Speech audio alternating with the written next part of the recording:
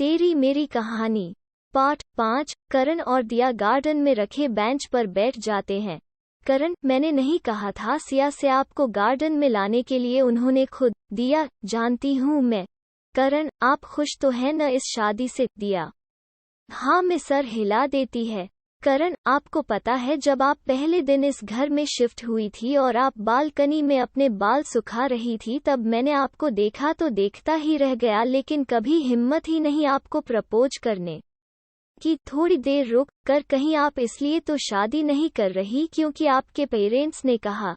दिया, नहीं, मैं अपनी मर्जी से कर रही हूँ। अगर मेरी मर्जी नहीं होती तो आपको लगता है कि मैं इतनी रात को आपके साथ बैठी होती? करण, बिल्कुल भी नहीं।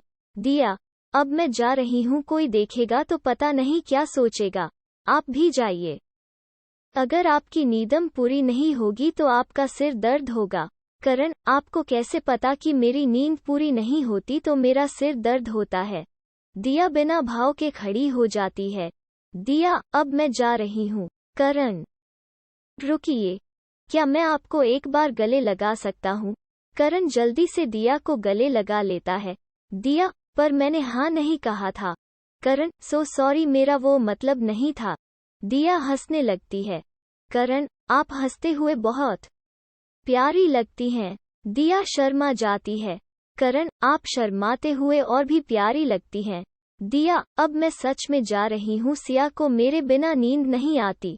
करण, धीरे से, मुझे भी कहाँ आती है। दिया, कुछ कहा आपने? करण, ना, नहीं तो। दिया वहां से अपने कमरे में चली आती है। सिया, आ गई आप? दिया, सोई नहीं अभी तक। सिया, आपके बिना नींद कहाँ आती है? दिया, और जब मैं चली जाऊंगी तो? सिया, तब मैं घर घर जाकर जगराते करूंगी। दिया, तुम नहीं सुधरोगे। सिया, जो सुधर जाए वो हम चीज नहीं, जो पक जाए वो हम खीर नहीं। दिया, तुम्हारी बकवास शायरी सुनने का बिल्कुल भी मन नहीं है अभी हमारा। सिया, तो किस चीज का मन है? दिया, देखो अब बस करो, मुझे नींद आ रही है। सिया, दी बहुत लकी हूँ कि आपको जे जैसे हस्बैंड मिल रहे हैं, बहुत खुश रखेंगे आपको। दिया, हमें पता है सिया, और क्या पता है आपको? थोड़ी देर रुक कर आपने अपना परफ्यूम बदल लिया। दिया, अब सो जाओ। सुबह के 9 बजे सिया सोकर उठती है, घड़ी की तरफ देखती है। सिया, अपने आप से, सच में तुम कुंभकर्ण की नानी हो? 9 बजे बज गए, अब उठ रही हूँ, पता नहीं प्लेन का क्या होगा। सिया सीढ़ियों के नीचे उतरती है, देखती है कि घर में डेकोरेशन हो रहा है। शारदा जी, उठ गई महारानी।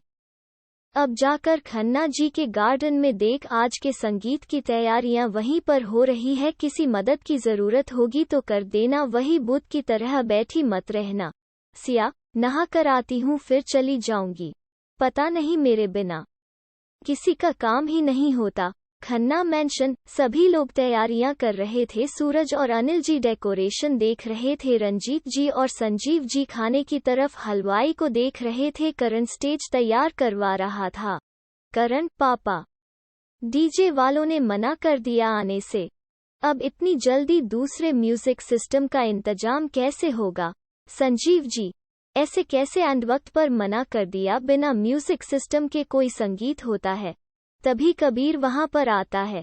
कबीर, पापा क्या हुआ, आपने इतने परेशान क्यों लग रहे हो? संजीव जी, देखो ना कबीर, म्यूजिक सिस्टम वालों ने मना कर दिया, अब इतनी जल्दी दूसरे का इंतजाम कैसे होगा? तभी अनीता जी वहां पर आती है। अनीता जी, क्या कहा आपने? म्यूजिक सिस्टम वालों ने मना कर दिया। उन लोगों का दिमाग तो सही है ना, ऐसे कैसे मना कर दिया? कबीर, डोंट वरी माँ, मैं अभी जाता हूँ, अगर इनका नहीं तो किसी और का डीजे सही। सिया वहां पर भागे भागे आती है। सिया, अंकल जी, मैंने सुना डीजे वालों ने मना कर दिया, अब मेरे प्लान का क्या होगा? अनीता जी, कैसा प्लान? सिया, घबराते हुए, आंटी जी, संगीत में कैसा प्लान होता है? नाचने गाने का और मस्ती करने का। अनीता जी, वही तो मेरा भी लंदन ठुमकदा पर डांस करने का प्लान था। पर डोंट वरी, कबीर जा रहा है। सिया, यह जा रहे हैं डीजे का इंतजाम करने। कबीर, क्यों मैं जा नहीं सकता? सिया, मुझे तुम पर भरोसा नहीं है, मैं भी चलूंगी तुम्हारे साथ, वैसे भी मेरा एक फ्रेंड है, उसी का डीजे सबसे बेस्ट है। करण, सिया सही कह रही है कबीर, वैसे भी तुम ज्यादा नहीं जानते इस शहर के बारे में। सिया और मैं तो चप्पे चप्पे से वाकिफ हूँ। थोड़ी देर रुक कर, अब खड़े क्यों हो? चलो अब। कबीर, चल रहा हूँ। तुम्हारे साथ जाने का मन तो नहीं कर रहा, पर क्या करूँ, मजबूरी है। सिया, मुझे भी तुम्हारे साथ कोई लॉन्ग ड्राइव पर जाने का शौक नहीं है, मेरी भी मजबूरी है, चलो वरना मैं गाड़ी स्टार्ट कर दूंगी, फिर तुम्हारा भी लाइसेंस कैंसिल हो जाएगा। कबीर, लाइसेंस कैंसिल हो जाएगा मतलब? सिया, बस मतलब पर लगे रहो। कबीर गाड़ी स्टार्ट कर देता है और सिया उसके बगल वाली सीट पर बैठ जाती है। सिया धीरे से, एक बात बोलूं, बुरा तो नहीं मानोगे? कबीर, क्या? सिया इससे तेज में बैलगाड़ी में आ जाती। कबीर अपनी गाड़ी तेज रफ्तार में कर देता है। सिया, एक बात बोलूं, बुरा तो नहीं मानोगे? कबीर, अब क्या है? सिया, यह एक कार है, हवाई जहाज नहीं है जो तुम उड़ा रहे हो इसे। कबीर, एक काम क्यों नहीं करती तुम, खुद क्यों नहीं चला लेती हो? धीरे चला रहा हूं तो बोल रही हो बैलगाड़ी है, तेज चलाता हूं तो बोलती हो हवाई जहाज नहीं है। करूं तो मैं क्या करूं, इससे अच्छा है कि तुम खुद ही चला लो इसे। सिया, तुम्हें 4 कंधों पर घर वापस जाना है। कबीर, मतलब?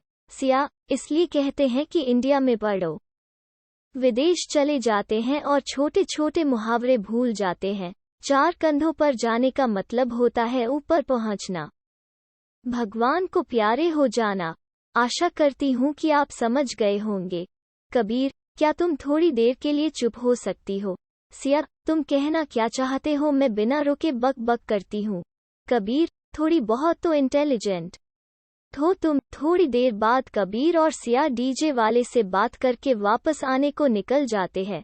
सिया, गाड़ी रोको। कबीर, मुझे जल्दी घर पहुंचना है, तुम्हारी तरफ फ्री नहीं हूं मैं।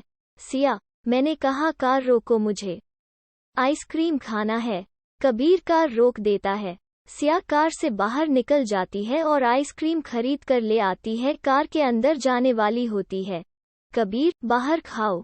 सिया, बाहर क्यों? कबीर, क्योंकि तुम मेरी कार गंदी कर दोगी। सिया, ठीक है, पर तुम भी बाहर आओ। कबीर, मैं क्यों बाहर निकलूं? मैं आइसक्रीम नहीं खा रहा हूँ। सिया, बाहर आ जाओ वरना मैं अंदर आ जाऊंगी, मुझे अच्छा नहीं लगता तुम कार में बैठो और मैं बाहर खड़ी रहूं। कबीर कार से बाहर आ जाता है और सिया आइसक्रीम खाने लगती है। तभी फुटपाथ पर बैठा एक आदमी सीटी बजाता है, उसके बाद सिया भी सीटी बजा देती है। सिया कबीर से, देखा उससे तेज सीटी बजा लेती हूँ। कबीर, स्टूपिड गर्ल, वो तुम्हें छेड़ रहा है, यहाँ कोई सीटी बजाने का कंपटीशन नहीं हो रहा है। सिया, कुछ भी मतलब, अभी कोई सीटी भी नहीं बजा सकता। लंदन में होता होगा सिटी बजाने का मतलब लड़की को छेड़ना, लेकिन इंडिया में इसका मतलब सिर्फ सीटी बजाना होता है और कुछ भी नहीं। आदमी फिर से बोलता है, चलती है क्या मैडम? सिया, नहीं भाई साहब आप जाइए, मैं अपने ड्राइवर कबीर को देखकर, मतलब किसी के साथ आई हूँ, मैं चली जाऊंगी पूछने के लिए। Thank you. कबीर, तुम सच में नहीं समझ रही हो कि वो क्या कह रहा है या जानबूझकर अनजान बन रही हो?